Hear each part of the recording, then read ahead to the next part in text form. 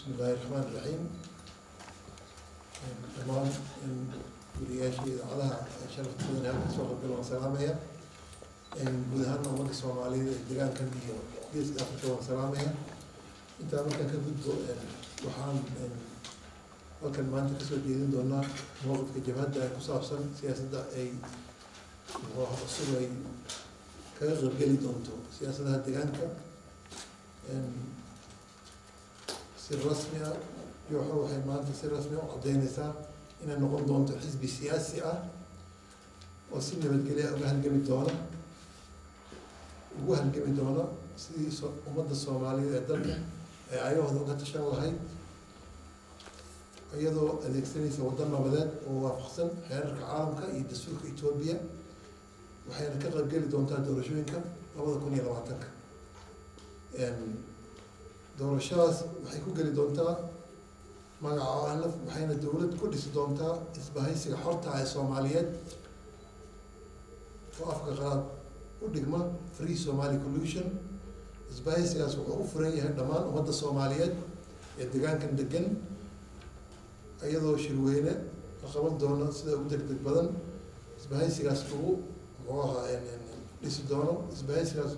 وها لوجا من نقوم دونا إسبيه ديوان قشر أو دورشوينكا كغلقلة راسنا كوكوليستا وها كلا أفرن دمان ومدى الصوماليات الدقان كان إنه مجاعون في كبيران سي وهلان فرصة عندنا هذا وعشان العين إنه أنا هدي دور شيء كوكولي ستو وحيتقلين جوني أسين دونتا بيلا هلا أود بدني هاي وفرصة إنه هلين إنه حق هذا هلان أما سيح الضراء وأتكورا إن يبدو بدني حريت وقاعدين وحي أمي سنتها إن كسر رئيس الوزراء إثيوبيا وبلغ قاضي إنه فرفور دولة سياسة إثيوبيا وكسر دبالة دولة النظام الديمقراطية حرتها ودتك فرصة سينا إنها هلان يعني حقوق السياسة الديمقراطية هذا ولي وحمقت أن وحبذا لقب بدلين شروع النظام كوري عبرين جري نظام الديمقراطية ده حرية الشعب كويبلي إنه يدور حق هلان سلمر كان ضدك مثلية عدالة دورتان يعني حاكم إذا يعني وحيابها ولي هذا جوحي عرفت إمس عدالة هين إن شعوبتي عدالة كل عاي إلا تقاري يدلك كعرفتي الجنسية لها كالقادتي سيسوب البلاد نلاش هذا والتقاري نظام معها الديمقراطية يدلك تاسنا انتهاي إذا موافقتين شروط العالمية يشرع يدسور في إثيوبيا وقرن معها قفك حقوق السياسة السينة دلك الملش marka nidaamka jinsiyadda sharciga ah waxa way ka halgami doontaa sidii wax looga bedeli lahaa iyadoo kaashanaysa dhammaan shucuubta Itoobiya sidoo kale waxaa la abuurayaa guddiyo qaran ee federaal ah sida kuwa doorashooyinka kuwa xuduudaha iyo wax la mid ah taasoo dadka Soomaaliyeed aan marnaba la tixgelinaynin xuquuqdooda ay ka maqan tahay oo ay dadku sinaanin taasna ma saamaxayso in si dimuqraadi ah waxa Ingiriisku la yiraahdo playing يعني دول dadku siman يعني aan suuta galnayn marka arinta ayadana way ka dhigay doontaa sidii yani shacabka Soomaaliyeed xuquuqda ay ku leeyihiin nidaamka federaalka ah si buuxda loogu helo oo xaq ay ka tashiga waxa asaas u ah in devolutionka ama ismaamulka Soomaalida la siiyay nidaamka federaalka ah in dadka Soomaalida ay u la siman yihiin Itoobiya intooda kale laakiin xuquuq badan baa ka maqan waxyaabaha jabhadu ay ka howlgeli doonto si xuquuqda shacabka Soomaaliyeed loo soo dhicin lahaa waliba si adag maaragtay muxuu ahaa uga halgami doonto yaa kamida guud ahaan looma simna nidaamka federaalka Itoobiya dadka Soomaaliyeed waa shacabka saddexaad weeye dhulka koowaadna way leeyihiin haddana kama muuqdaan talada dalka Itoobiya la yiraahdo maanta waxa way ku leeyihiin waa wax kooban weeye marka sida xuquuq buuxda u heli lahayn oo ula silmi lahayn iyo kale waxay ka mid tahay ay ka tashiga shacabka ee dastuurka Itoobiya lagu sheegay inuu muxuu ahaa dhammaan shucuubta u siman tahay sidoo kale waxaa jira jabhadda waddanida xoreynta ogaadeenya iyadoo in muddo dheera dagaalka Soomaalida dagaal ka socday dagaalkaasoo ugu yaraan hadda kasoo kow dagaaladii ka horreeyey ilaa 60kii ilaa hadda socday 27 sano dagaal aad u baahan oo dhibaato badan u geystay shacabka Soomaaliyeed kaasoo xasiloonidii iyo horumarkii shacabku wax u dhimay يعني جبهة ودنا حرية وقاعدين مركب وحي كهول قلي دونتا سيدي شعب كان وهل لها حق أوليها إنه هرمر إنه نبتقلي هلو إنه هلو محوها أديجيدا برشلة أنتم عن الدولة وكفلهم إنه يسيب وحده هلان يكهول قلي دونتا سيدي وحبر الشذا أديجيدا أساسي بيها عاصماتك يعني كحلوان قاعدة فخرية أيضا شعب الصومالي وصل ثلاث سنين شعوبتك على اسمها مولدة إثيوبيا وحقوقها اسمها وصلوا لمين يحاولوا قلي دونتا سيدي أي سد بوحدة وهل العاين وهل لها اسمها ملك الصومالي ده والنظام الفدرالي إثيوبيا ما أنت كترسن لما حقوق شعوبتك الإثيوبيا إليهم قالوا نقولك على إنك فضل بنانين وديفولوشن بوحة معناها اسمها البوحة وهلان وحاكم إذا حيابا حقوق ساري دونتا إن شعب كانوا وهلو حقوقها كما وحاكم إذا حقوق السياسات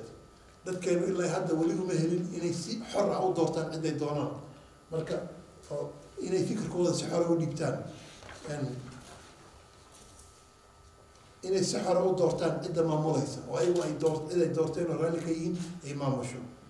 إن قف شخصيا صوماليا وحقوا له عد وان مان وان فوت وسحقه عد كيسو ديبان كرو أيضا عبسين كجيرون أما حزب الجوسي جوني دنتيسا وتا وعبرنين إن سيدو كلا حزبية ذلك كجرا وأين نقول حزبية أسمن نظام الدولي قاعد إن حزب والبا ذلك الدجاج كان كجرا أما بودهم يتوبي كجرا دولته حزب وين كانوا بحسيين وحزبها عن قفك الصومالي عن لوقس بكرم حزب يسدونين سيما حبنا الحزب ورو قال كرم قفك الشغالها عن حوق لوق هذه كان نقاله حزبها مركز الدولة ده هي هالنقطة أما حزب كله تهديد كسامينه مركز قفك الصومالي إنه حروي هي سياسة ديسة إنه سي حرة وقف قال دورشة صوص عطى يجود هذا الرجوين كما هذا الصومالي حرة والنقطة إن سي عدالة ده يكون سمعته نظام كهوها إن الدولة ده لو قال دورشة لو قال very transparent ده عطوا إن كل سنة هاي نظام حلقف حلقد دجاجنا الصومالي لما يوصل نظام يعني سي عدالة ده نتركوب لو سماه يجود هنا إن نقطة نظام عادل ودتكو يكون خمحان إن سلوك كله إن حق أمنية يعني شغل مدرسين ضد الصومال أي سامين ويا لا وعين سياسة فدرالك حق أمني حق دقالة حق مامور حق دبلوماسي يحق إلى أنت قبول لسانك يعني وحاك الله أيضا يجوحوا كهو قلت وتفسير تركوب صح عندك الصومالي لو سمين لها وضدك الصوماليين ترى ما يوهل لها وقصة ليسن دجان كودا هي حقيقة ضدك كودا كجرتا يعني سلوك كله رماها أمنية جوحوا حي كتر جلي دوتا horumarka iyo nabadda iyo xasiloonida iyo xuquuqda shacabka waxay sabab u ah amniga dalka iyo marka waxay ka qaadan doontaa kaalin buuxda amniga dalka ciidanka waddanka xoreynta ogaadayna wuxuu ka mid noqon doonaa oo ka qayb geli doonaa ciidanka amniga dalka oo lala midayn doono ciidamada kale amniga kaasoo si transparent ah oo cad nidaamka u dhici doono waana la bilaabay sanadda socotaan xeryaha ciidanka jabhadda waddanka xoreynta lagu xareeyey guddiyo wadajirana waa la sameeyey oo isku dhafan oo sidii ciidanka loogu midayn lahaa ciidanka amniga deegaanka si ay uga qayb qaataan amniga iyo xasilinta dalkooda una ilaaliyaan xuquuqdooda sugidda amnigu waxay sabab u tahay xuquuqda siyaasadeed shacabka Soomaaliya in la ilaaliyo amnigooda xasiloonidooda xuquuqdooda insaanka guud ahaan marka ciidamada amniga ee deegaanka waa inay noqdaan ciidamo u adeegaya danta shacabka oo aan ahayn ciidamo shacabka lagu caburiyo taas ayadana waxay ka mid tahay xuquuqda shacabka Soomaaliyeed waa inay saas noqoto ciidamada federaalkuna waa inay ilaaliyaan xuquuqda shacabka Soomaaliyeed in Soomaaliduna waa inay ku yeelato kaalinta ay ku leedahay si ay u noqdaan ciidanka u noqdo ciidan dadka u dhaxeeya oo san ahayn ciidan qowmiyada gaar ay leeyihiin waxay kaloo jabhadda waddanka xoreynta ogaadeen xooga saari doonta oo ka howlgeli doontaa sidii bulshada Soomaaliyeed oo dhib badan la kala dhex dhigay dib u heshiisiin loogu abuuri lahaa oo halkaas ay u bogsan lahaayeen halkaan ay u noqon lahayd fura xaqiijiya amnigooda iyo xasiloonida iyo horumarkooda taasoo ku iman doonta muxuu ahaa dariiq dib u heshiisiin walaaltinimo iyo boogihii oo la dhayo oo colaadii hore meesha ay ka baxdo isla markaana taa macnaheedu maaha in la iloobi doono dhibkii dadka loo geystay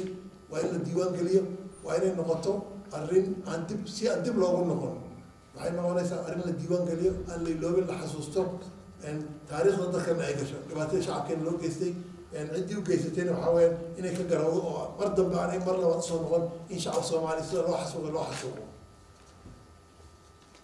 دوا هيسين تدريالك شعب كانوا عقود عاي دبعتوين بدن دبعتوين وكاني دجالدي ماشي كان عاي كاسو كاني بركة دل حفصي ضع نوعها أيضا دبعت بدن لو جستي marka waxa ay jabhadu ka qayb gali doontaa dawladana ku boorinaysaa gacanna ka geysan doontaa si shacabkaas dhibaatada loo geystay dhammaan dagaaladaas meesha dagaalada salka ku hayaan sida agoontoodii dadkii la dhacay dadkii la naafeeyey muxuu ahaa gabdhihii la farxumeeyey waxaa soo idin sida ay muxuu ahaa xuquuqdooda u heli lahayn magdhowna u heli lahaayeen noloshoodana dib loogu soo celin lahaa si ay bulshada uga mid noqdaan ayagoo maaragtay muxuu ahaa xuquuqdooda si buuxda u helaya dhibabkaas adduunkooda ka dhacan waxaan ugu baaqaynaa dowladda Itoobiya iyo guud ahaan muxuu ahaa hay'adaha caalamkuna inay gacan ka geystaan dib u dejinta shacabkan barakaca qaxa cunaqabataynta intaasoo dhibaatada ku dhacday waxaa kaloo muxuu ahaa laga maarmaana inuu noqdo nidaamkaas nidaam transparent oo ay ka qayb galaan dhammaan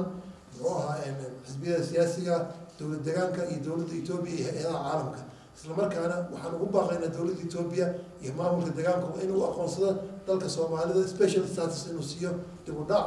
muddo badan hayay iyo dagaalada dhibaatada geysteen in marka si gooni ah special fund loo sameeyo dhaqaale gooni ah oo dadka lagu hormariyo nolosha dadka kale ee la simaan waa geeska Afrika iyo guud ahaan Itoobiya marka arrinta ayadana joxow way ka howlgeli doontaa si buuxda ayayna wax uga qaban doontaa kaalinteeda arrimaha dhaqaalaha dalka Soomaaliyeed wuxuu noqday dad dhaqaalihiisu naafoobay oo dib u dhacay marka intaa waxaa dheer dagaalada ka sugoo dhibaatada u keeneen yani systemic si qorshaysan oo nidaamsan ay dadka Soomaalida loo marginalize garay dhaqaalahooda uusan uga mid ahayn dhaqaalaha Itoobiya hadda federaalkeeda ama isku yiraahdo waxa Itoobiya waxaa hanaanka dhaqaalaha waa number 1 dadka Soomaalida waa inay si xor ah u dhaqaalahooda u maamushaan khayraadkooda dhaqaalahooda ganacsigooda muxuu ahaa iyo muxuu ahaa arrimaha la xiriira kaabeesha dhaqaalahooda waa inay xor u yihiin oo si xor ah u maamushaan oo shuruucda yani caburinaysa kulli laga qaado sidoo kale hanaanka dhaqaalaha ee adsaba keliya ku urursan waa in loo soo dedejiyo deegaanka Soomaalida waa inay dadka Soomaalida awood u yeeshaan inay bangiyo furan karaan inay muxuu ahaa hay'adaha dhaqaalaha ay muxuu ahaa dalkan ka shaqayn karaan si madax bannaan oo dadka Soomaalida gacantooda ku hayn karaan inay xaq u yeeshaan isgaarsiinta muxuu ahaa shidaalka muxuu diyaaradaha muxuu ahaa korontada iyo muxuu adeegayaasha bulshadooda inay dalkooda si madax bannaan ay u shaqaysan karaan oo ganacsatadooda la privatise gari xaq u yeeshaan inay ayagu ka qayb geli karaan oo gacantooda ay gacanta ku dhigaan يعني waxaad moodaa in dadka Soomaalida si gooni uga takooreen Itoobiya oo xuquuqdooda aan u dhameyn oo si gooni ah maartay waxyaabo badan oo caburinaya u jiraan marka maamulka deegaanka ayuu kaashanaysa yani in la go'aamiyo in dalkan uu xaq u yeelan karo in maalgelin shay la sameyn karo in marka ay privatization sameyn karaan oo dadka ay hantida iyo dhaqaalaha dalka ay gacanta shacabka Soomaalida ku soo noqon karto oo in marti ku noqon maadaama la yiri federaal baa leeyahay federaalka hadda si buuxda looga mid ahaaday in laga mid ahayn wax u dhaxeeya malaha marka waa in xuquuqda buuxda ee shacabka Soomaaliya helaan dhaqaalahuna waa meesha asaasiga ee khilaafka yareyn kara markii shacabku ay dhaqaalahooda madax bannaan noloshooda madax bannaan siyaasadooda madax bannaan yihiin amniguna uu sugmaya marka taas jabhadu way u hawlgeli doontaa waxay noqon doontaa campaign-ka ay geli doonto iyo wadahadalka istii u dhiman ay dowladda Itoobiya sidoo kale nidaamka cashuuraha ummadana iyo shacabka Soomaaliyeed marka inuu noqdo nidaam dadka u daneynaya oo cashuuraha inta xaq ku leeyihiin iyo in cashuur gooni qaadan karto maamulka deegaanka uu dalkiisa ku horumarinayo ayadana waxyaabaha campaign garantooda ka mid tahay dadka Soomaaliyeed inay fahmaan way si adeegyada ay u baahan yihiin helaan waa inay cashuurta lagu leeyahay bixiyaan si loogu adeego amniga wadooyinka waxbarashada waxaasoo idin ay u yeelato sidoo kale waxa weeyaan jabhadu wax ka howlgeli doonta mideynta ummadda Soomaaliyeed wax walba ummadda Soomaaliyeed khilaaf ka abuuraya way la dagaalami doontaa waxayna abuuri doontaa jawi ummadda Soomaaliyeed ay halku noqoto oo midnimada Soomaaliyeed lagu ilaaliyo ummadda Soomaaliyeed way siman tahay walaalo way hal dambeeyay waxay abuuri doontaa ajenda qorshaysan oo qaran sidii ummadda loo samayn lahaa beelaha kala duwan odayaasha duqeytida aqoonyahanka Soomaaliyeed dhammaan barnaamijyo dadka Soomaaliyeed lagu madayn lahaana way bilaabi doontaa sidoo kale waxay jabhadda wadaniga xoreynta Ogaadenya ay ka howlgali doontaa arrimaha bulshada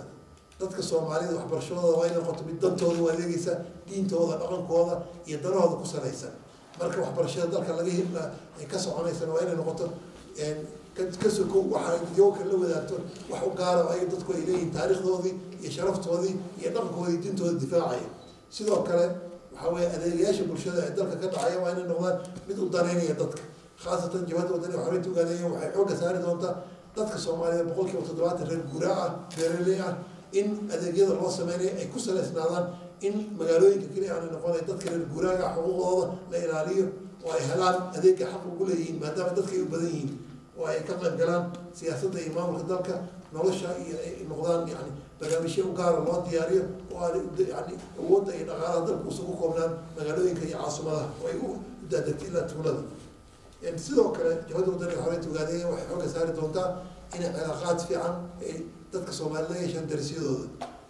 deegaanada Soomaaliyeed wuxuu leeyahay xad aad u ballaaran oo ay degan yihiin ay wadaagaan dadyo kala duwan dad walaalada Soomaaliya oo xagga bariga ka xiga muxuu ahaa qoomiyadda Oromada iyo qoomiyadda Cafarta jabhadda wadaniga xoreynta muxuu ahaa oo ay waxay aaminsan tahay inaan xal dagaal uusan xal u lahayn ummadahaas يعني سي ولا تنوع والنبتقلية وحي خلافة إن الواحد اليوم ضدك حالتك دقن برنامجية سكو حرية أو نولين وضمت هذا مدينة إلا أبوروه إن ما أنا كقلب قلت دوت إني يعني كقلب بشو إني يعني إني أولاد يعني واحد أولاد أبو سيكور ليه لكن وحي كقلب قلت دوت إني نبتقلية ضدك ولا هذا ولا ما يكون سوى هذا كون ولا هذا ضدك عفرتها يدك سوى نبتقلية كون ولا هذا هي الصومالية حالتك أنا الله إن هاي الصومالي كله يعني ما بجري سبب واي وضد الله شوي سيدي هو لا لوب لهاي ده والله ضيين ولا شو ذي مدين معين ما دام حرير جناسي يقال شو يولا تنا نهر حيسو تاسمي كيف قلت وانا يعني واحد مدة خلاف أموري مرنا جبهته كمان قلت دونته ما ندير جنيسو سواء كانت دولة إثيوبيا فدرالكا إمام الدين الصوماليين وحيكون بور النساء إن يمدة إلى هذا نبت قليلا حدث كأن يساران وضدك ولا لها سيلو مدين لها أو أي جوجيان يعني إن ضد هو السنة إسرائيل وحوي الدولة ما بيش اللي كتير من مجلسة مركز الدولة وين الموجيان حلك هذا الدولة من أمن قاعد وضد كاس ضد هو السنة إسرائيل يعني العلم إذا فدرال الجيران وينه إذا فدرال وسنة قبلين يعني ماليزيا هو السنة إسرائيل وأردت سيدا الدولة ما يجي من مجلسة يعني تاسنا وحيكون بورنيسا الدولة الفدرال في دولة الدجاج كوبا حلك إليه ناس كسارة أمام القرمة أمام الصومال أما دولة الفدرال في إثيوبيا وذهان سواء كان أخويانك يا حجرتك يا أغاشي يا ضياشنا إني نبدأ كشف غيان وين والله لين أراضي الدجاج يعني لنا عكلته يعني خلافات أياكا وصميت ذلك الصومالي ذا وتولوين بين قيمة لهين دوك داقين كمود الصومالي حوله هذا يكون داخل جيرين أنت تولوين بين لقى أمورين سي لسقط درو تاسو أمورتين على هذا أن جوكسن إن السعودية ذلك الصومالي لما جبهة ودنيا حويت أنا وحي كسر جدا تولوين كبين بين قيمة كفرين وضد كنا لسكول هنا ضد كضد ولا رأوا يبغوا ضد جناين بقولان سنة لو كان حين لو كان لما كان لها marka ma dhiirigelinayso wayna ka qayb gali doontaa xalinta khilaafaadkaas xooggan way saari doontaa in waxyaabaha loogu talagalay shacabka in la isugu diro in la baabi'iyo oo dadku deegaanadooda ay wada degi jireen si walaalnimo ay ugu wada noolaadaan siyaasaduna ayna noqon siyaasad muxuu ahaa dadka inta dhowrkii shaqamadii loo geeyay la isugu diro tuula halka qola hebel baa la yiraahdo waxyaabaha qaabkii loo xalin lahaana siyaasadeeda saldhig buu noqon doonaa sidoo kale jabhadda wadaniga xoreynta Ogaadenya waxay xoogga saari doontaa xuquuqda shacabka ee asaasiga sida xuquuqda haweenka Soomaaliyeed waa saldhigga mujtamaca way waa meesha ummadda horumarkeeda iyo jiritaankeeda lagu sugo way dhibaatooyin ballaaran baa soo gaara oo uga yimaada ama xagga muxuu ahaa hay'adaha dawliga ama uga yimaada bulshada gudaheeda marka xuquuqda haweenka waxay u noqon doontaa asaas cornerstone haweenka Soomaaliyeed waa inay si buuxda xuquuqdooda u helaan dhinac walba ama mid bulshada noqoto ama mid siyaasad noqoto jabhadu xoog weyn bay saari doontaa sidoo kale jabhadu waxay xoogga saari doontaa bulshooyinka ama laga badan yahay ama dhibaatada gaarka ah haysta sidii bulshada xuquuqdooda loo ilaalin lahaa islamarkaana xog si buuxa loo siin lahaa sidoo kale waxaa weeye dhalinta iyo maxaa caruurta in ayaguna ay helaan xuquuqda iyo ahaayeen si gooni ah barnaamijyo u qaabilsan oo noloshooda iyo horumarkooda ka shaqeeya ugu dambeyn jabhadda wadaniga xoreynta ogaadeeya waxay xoogga saari doontaa in dalkan uu helo inuu hormaro nabad ka dhalato xasilooni ka dhalato dagaalka uu ka dhammaado dadka la walaaleeyo shucuubta Ethiopia oo kalena inay la kaashato sidii muxuu ahaa u abuurmi lahaa jawi dadka geeska Afrika ku nool walaalo noqdaan waxay ka qaybgeli doontaa siyaasadda geeska Afrika dowladda Soomaalida shacabka Soomaaliyeed ee khilaafaadka ku jiraan gacan weyn bay ka geysan doontaa si walaalayn lahayd sidoo kale waxay ka geysan doontaa in yani ummadda Soomaaliyeed kaalinta ay ku lahayd adduunka iyo bulshada caalamka sharafta ay lahayd soo noqdo oo kaalinta kaga jiraan ay wax weyn ka gasho guud ahaan markaan soo koobo waxaan halka kusoo koobayaa press release jawabtu ay soo jeedisay marka waxaan u ogolaaday in wariyaashu ay su-aalaha ay qabaan weydiiyaan haddii la yidhahdo wadiiyada kuwaad ayaa waxay noqonaysaa xubno idinka kamid ah ayaa dowladii hore ku biiray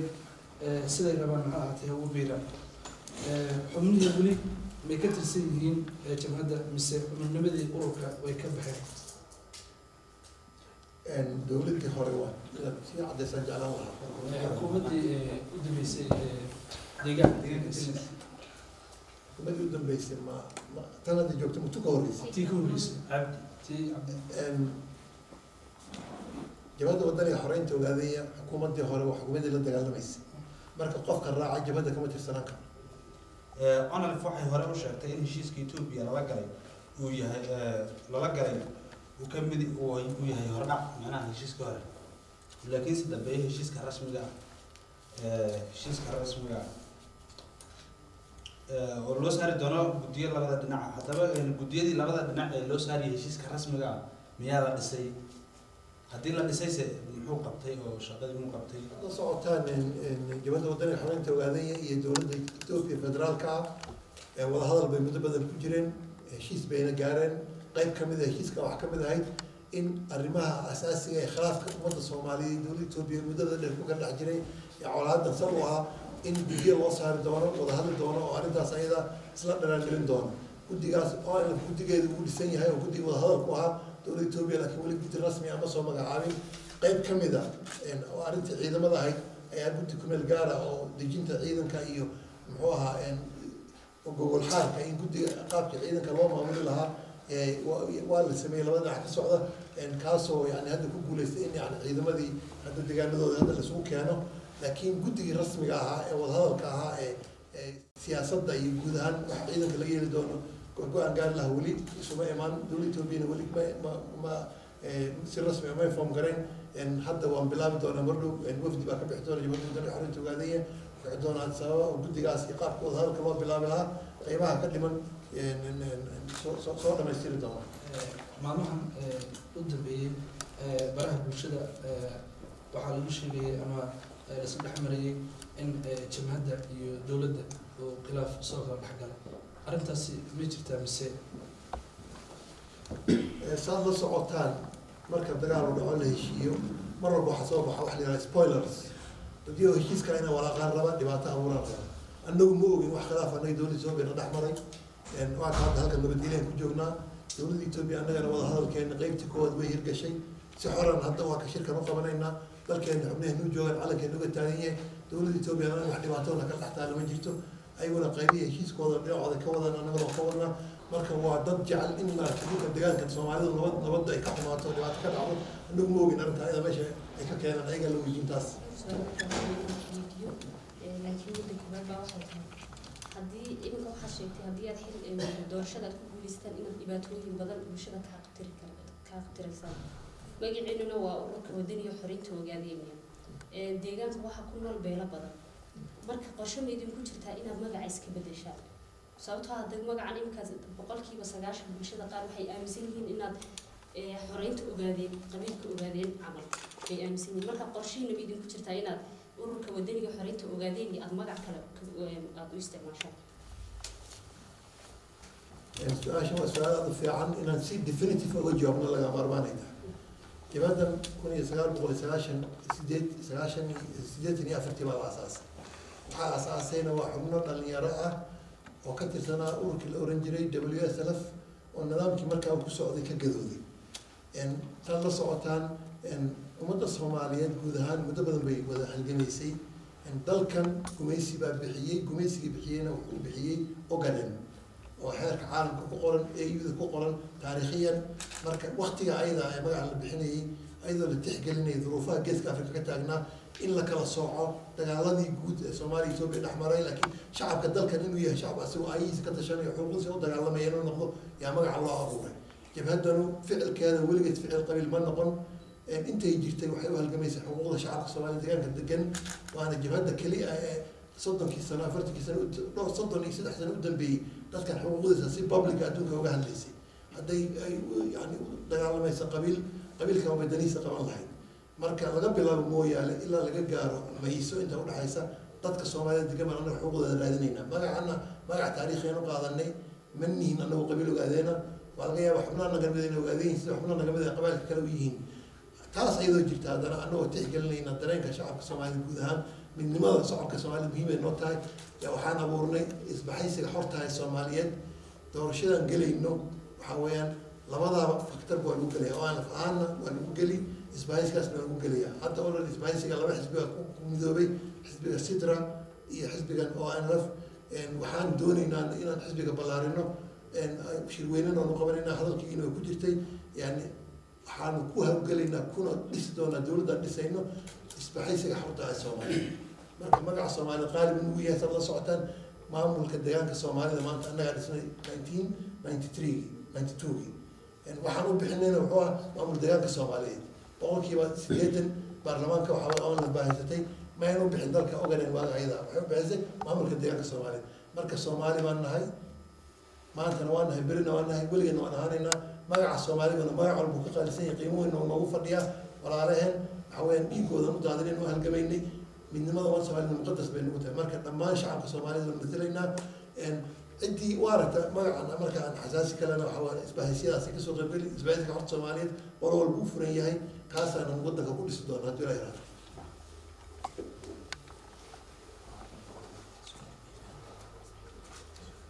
mudane waxaad ka dhawaajisay mar dhaweyd inay la midayn doonaan ciidamada ONLF iyo ciidamada deegaanka ma waxaad ka wadaa ciidamada jabada ONLF iyo waxaa la isku dari doonaa ciidamada liyu booliska sidaan aan fahamsanahay deegaankan colaad badan baa ka dhacday amnigiisuna wuxuu degan yahay caag colaadeedna colaad baa ka jirta marka wuxuu u baahan yahay inuu yeesho ciidan degaan ciidanka deegaanka ee la samayn doonana wuxuu noqon doonaa ciidan dib loo habeeyey oo dadka deegaanka danihiisa iyo shacabkiisa u taagan marka jabhadda wadaniga xoreynta ugaadan dowladda Itoobiya waxay ku heshiiyeen in ciidamadii ONLF ay shacabkan xaqiisa u halgamayay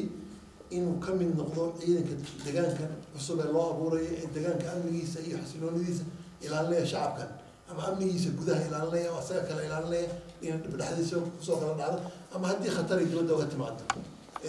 marka jabhadda wadaniga xoreynta ugaadanya waxay ka mid noqonayaan ciidankeedu ciidanka amniga deegaanka ilaalinaya ciidanka deegaanka ilaalinayna waa ciidamo badan way dib u habeyn baa lagu samayn doonaa lagana waxaan filaynaa magac cusubna in loo samayn doono una noqon doono ciidan shacabka matalaya uusan ahayn ciidan shacabka cadaadinaya hadii la yiraahdo mahadsan waxaan rabaa inaan ku weydiiyo laba su-aalood su-aasha koowaad waxay ku saabsan tahay khayraadka jabhadda ONLF waxyaala lagu yaqaan waxaa ka mid ahaa inay difaacdo khayraadka dalka taniyo intay jabhaddu heshiiska qaadatay sida aan xogta ku helayna waxay sheegayaan in arrimihii shidaalka iyo qodistiisii sida Qorraxay Shabeelle iyo gobolka Afdheer qaybo ka mid ah inay ka socdaan shaqadii inay si socdo waxba ka istaagin jabhaddana wax bayaan aysan ka soo saarin jabhadda maxaa oo qorshaysan khayraadka dalka su-aashaas waa khayraadka su-aasha labaad la taliyaha madaxweynaha deegaanka maalmo dhaweyto wuxuu shaaciyey in ciidanka jabhadda qaybtii ugu horeysay ay la wareegeen deegaanku ayna ka mid noqonayaan ciidanka deegaanka mid sax ah misana inkastoo ay dad fara badan ka falceliyeen inaysan sax ahayn mid sax ah mise waa mid khalad ah arrintaas waa maasan tahay horta midda ciidanka haddaan ku noqdo waxaweyaan shaksi fikirkiisa wuu iska sheegan karaa laakiin waxaweyaan guddi wada jira oo ka kooban maamulka deegaanka iyo jabhadda ayaa ciidamadii qayb kamid a xariigeliyey anagu ma ogin ciidan degaan oo lagu wareejiyey muxuu ahaa arrinta ayada marka shaksiga asaga ka hadla fiicnaan lagu weydiiyey anagu laakiin arrinta ayada waan arkay wax barabarsho baraha bulshada lagu qoray laakiin mana ogin arrinta ayadana wa ninkaasuna nin mathalay yani dareenka yani shacabka inuu ala kulli xaal arrinta ayada waxba kama jiro ilaa ay hadda waxaweyaan waxaa la abuuray guddi wada jira oo ka kooban jabhadda iyo degaanka oo hawsha ciidanka wada marka qolo wax ku wareejisa anagu weli noodama sheegin maaragta mana ogin arrinta ayada taas ayada halkaasa kaga baxaya tan kale waxaa weeyaan guddiyadii qaabka ciidanku noqonaya iyo qaabka ciidankaas uga mid noqonaya ciidanka deegaankan oo adii sheega guddiyada wadahadalka siyaasiga ayaa ka go-aan gaari doona laakiin ciidanka in xariir loo sameeyo degaan loo sameeyo noloshooda la hagaajiyo muxuu ahaa guddi wada jir oo laba dhinac ka socdana oo ay maamulaan oo noloshooda maamulaan intaasa lagu heshiiyey intaa markaan ka gudbo arrimaha shidaalka horta shacabkan ayay u wada taallaa shacabka soomaaliyeed baa iskale khayraadkooda jabhadda xisbiyada waddanka ka jira maamulka soomaaliyed halka ka jira yaa ka wada mas-uula yani cid gooniya keliya xil ugama saarna waa midda koowaad midda labaadna siyaasadda jabhadda oo shidaalkan way caddahay waana tii weligooda aaminsanayd khayraadka annagaa iskale haddii lasoo saarayana waxaa weyaan doonista shacabkan maamulkooda siyaasiga ee dowladda hadka ka jira halka ka ah xisbiyada siyaasiga iyo shacabka soomaaliyeed waxay isku wada ogyihiin oo heshiis lagu weeyahay oo cidda marka soo saaraysana ay wadantooda ay kala arkeen ayay noqonaysaa laakiin ma noqonayso yani heshiis yani dad gooni intay maamushaan oo keligood maamushaan yimaadaan la baxan ma noqonayso waxaa weeyaan shacabka shidaalka asaaska anagu waqtiga noocadee shidaalkan annagaas kale waxaa weeyaan shacab walba dowlad deegaan walba etoobiyana hanti bay leedahay shidaal bay leedahay waxay leedahay muxuu ahaa hanti kaleeto haddii waxaa kulli la wada qaybsanaya annagana qayb inaan ka bixino wax laga wada hadli karo wey laakiin inaan ka gaajeysnaano keeni lana qaato oo hata hal qof oo wakiilka uusan kamid noqonin ma aqbalayna laakiin qaabka hore ee dagaalka ah xabadda ah waxay noqonaysaa qaab siyaasadeed oo bulsheed bay noqonaysaa soomaali baa le soomaalida dhulka ku wada nooshahay 10 milyan baan nahay annagu indhahena shanta haddii la qaato shidaalkeena waxaan iska celin weyna celisku maaha in xabad ridda maaha yani shacabkan siyaabo badan baa yaa lagu hor istaagi karaa marka biidn illahi kariim laakiin siyaasadda jabhadda way caddahay khayraadka dalkan ummaddana iskale gorgortan lala galay oo wax laisku ogyahay unbaana lagu soo saari karaa laakiin go-aan maaragtay meel gooniya kasoo furay keliya lagu filnayay waa annagaa iskale taladana wax ku leenahay sida la sheegayna waxaan ka mid nahay federaalka etoobiya shidaalka oromiya annagana lagama tashanayo muxuu ahaa kan tigray waxaa laga soo saaray lagama tashanayo kan berishaangul haddii tashiga waxaa kulli la wada qaybsanayo annagana qaybteena intaan ku leenahay waa inaan wada helno wey laakiin keena keliya ma noqonay kan maarata cidda rabta intay u talisa annagana aan ka gaajisnaana ma noqonayso bismillah aad bay mahadsantahay xogeeye magacaygu waa Cashe Ismaaciil SRTV baan ka socdaa TV-ga deegaanka hal su-aal baan ku weydiin lahaa tacadiye ayaa ka dhacay waqtigii xukuumaddii hore deegaanka sidoo kale dhankiinana tacadiyadaasi waa laga sheegayaa maxaad ka qabtiin inigu ka urur ahaan in la hor keeno sharciga dadkii markaasi tacadiyada geystay labada dhinacba marwa aad baan ku salaamaad mahadsan tahay saad la socoto adduunka dagaala ka dhaca dalkeena uguma horreyn dalal badan bay dagaala ka dhaceen Rwanda ka dhaceen waxay ka dhaceen South Africa tacadiyada noocan oo kale waxay ka dhaceen Cambodia waxay ka dhaceen Ireland waxay ka dhaceen Spain waxay ka dhaceen Colombia marka adduunku khibrado badan buu ka helay waxaa la ogaaday markuu dhibku u yahay dhib yar oo kooban oo shakhsiyaad ay yihiin iyo nooca markuu wax baahsan u yahay dadkeena waa la isku diray dhib weyn baa ka dhacay dibaddana tacaddi baa uga yimid mid gudaha iyo mid dibadeed marka si xigmadaysan oo aan aarsi ahayn oo dawo keenta waa in loo abbaaro wey waa la odhan karaa halka aabba ee wiilkiisu midna liu booliska noqday midna waa laf noqday yaa la ciqaabaya ma odaygii baa la ciqaabaya midna ku dhinta waa laf midna labadii wiil soo hartay marka waa inaan xaqiiqada wajahna wey su-aashaana warda marmal nagu soo noqotay annagu waxaan aaminsanahay horta dhibka dhacay in la diiwaan geliya laga maarmaan wey si uu soo noqon marka labaadna in lagu xalliyo si bulshada u noqon karta dawo waa ciqaab ku dhisnayn iyo kala aarsi ku dhisnayn waxay noqonaysaa qaabka adduunku u xalliyey truska waxaa la yidhahdo yani xaqiiqada in la ogaado dembiyada dhacay see u dhaceen si loogu bogsan lahaa waxyaaba waxaa jira aada u ballaaran oo dhibaato weyn geystay oo laftooda in dib loo fiiriy ay noqonayso laakiin ma noqonayso si un seefta dhinaca laga qaato la sameeyo annaga ka jabad ahaan haddii ay jiraan dhibaato dadka uga timid jabhadda xaggeeda horeyna waanu sheegnay caalamkana waanu sheegnay waanu baaraynaa wixii khaladoo dhacay dagaal hadduu dhaco waxaa waye waa kala firqi baa noqonaya laba qolo firaqooday wixii ciidan meeshiisa wey hadday jiraan dembiyo ciidankeenu galay xag bulshada laga galay waan baaraynaa diyaar baan u nahay inaan oon garayno diyaar baan u nahay inaan maaragtay dadkii dhibkaa gaaray compensationkiisa ka qayb galno xaqooda la ilaaliyo sidoo kale dhammaan ciddii khilaafkan ka mid ahayd oo dhibaatada geysatay waa saas kale in diyaar u noqdaan wey marka arrinta ayadaa muhiim bay noo tahay shacabkeenna guud ahaan dhibaataa gaadhay waana diyaar baan u nahay oo hadda maadaama la xasaan weli lahay arrimaha maana gelin in la galo laakiin qaabka loo galay anagu ma noqonaya qaab aarsi iyo hebel baa saas noqday waa in qaab dawo keeni karo ayay noqonaya haddii ilaahi yidhaahdo